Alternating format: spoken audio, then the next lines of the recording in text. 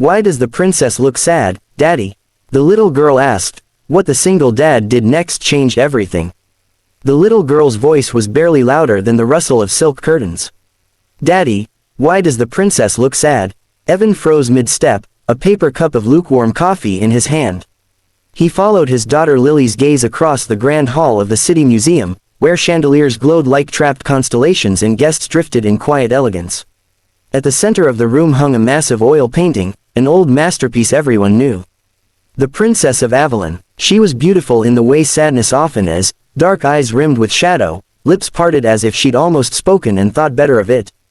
Gold embroidered her gown, yet nothing about her posture suggested comfort. She looked lonely. Evan crouched beside Lily, smoothing a curl that had escaped her ribbon. Some people smile for pictures, he said gently. Others tell the truth. Lily tilted her head, unconvinced. But she's a princess. Princesses are supposed to be happy. Evan didn't answer right away. He knew that look too well. Evan hadn't planned to bring Lily to the museum gala. He was only there because his catering shift ran late and childcare had fallen through. He wore a borrowed blazer over his server's uniform, Lily in a pale blue dress from a thrift shop, washed, pressed, and loved. They didn't belong among the donors and dignitaries, the polished laughter and quiet deals whispered over champagne. But Lily loved castles, loved stories, loved believing that beautiful things meant happy endings. She stared at the painting again. I think she wants someone to ask her what's wrong. Evan felt something twist in his chest. Maybe, he said softly. Maybe no one ever did. A voice cut through the moment. You have a perceptive daughter. Evan turned. Standing beside them was a woman in an ivory gown, posture flawless, presence commanding without effort. Her dark hair was pinned elegantly, but her eyes, those were unmistakable. They were the same eyes from the painting. Evan swallowed. Sorry, we didn't mean to.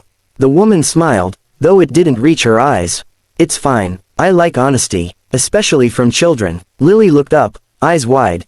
You look like her. The woman chuckled softly. I get that a lot. I'm Elena Valmont. The painting is of my ancestor. Lily considered this, then asked, were you sad too? Evan's breath caught. The room seemed to hold still.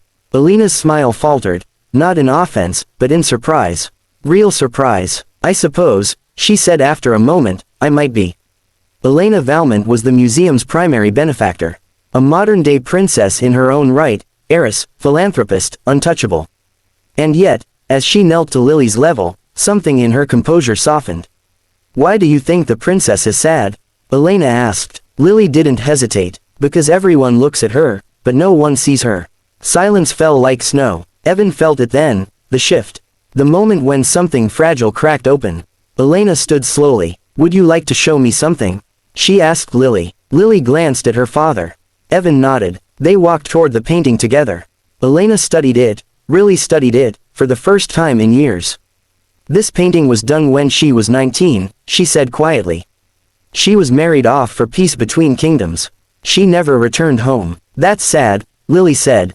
Yes, Elena whispered. It is. Later that evening, Evan tried to keep his head down as he cleared tables.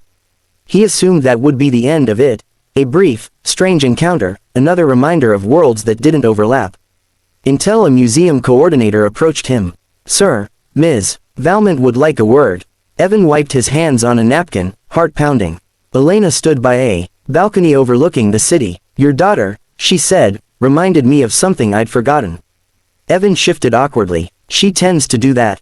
Elena smiled faintly. I've spent my life funding art, preserving history, but never questioning it. Never asking who was unheard.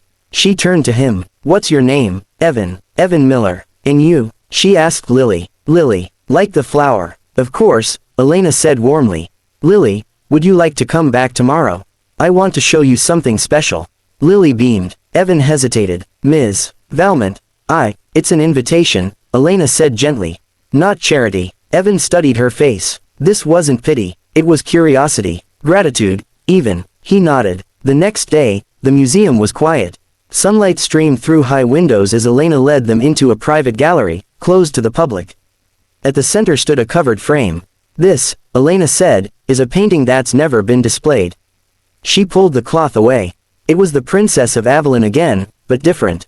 Older. Standing alone on a balcony, eyes lifted to the sky. Still sad, but strong. This was painted after her exile, Elena said. No one wanted it. Too honest. Too uncomfortable. Lily stepped closer. She's not waiting anymore, she said. Elena's eyes filled. No, she isn't. She turned to Evan. I want to create a new exhibit. One about untold stories, forgotten voices, women, fathers, children, people history forgot to ask. Evan blinked. Me. You, Elena said. Your daughter reminded me why stories matter.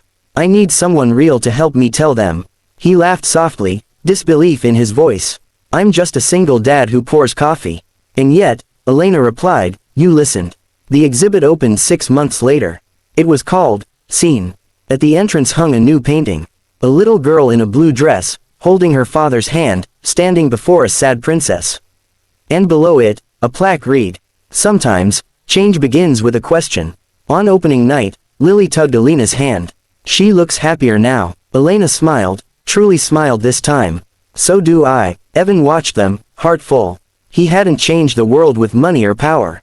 He'd changed it by kneeling down, listening, and answering honestly. And sometimes, that's all it takes.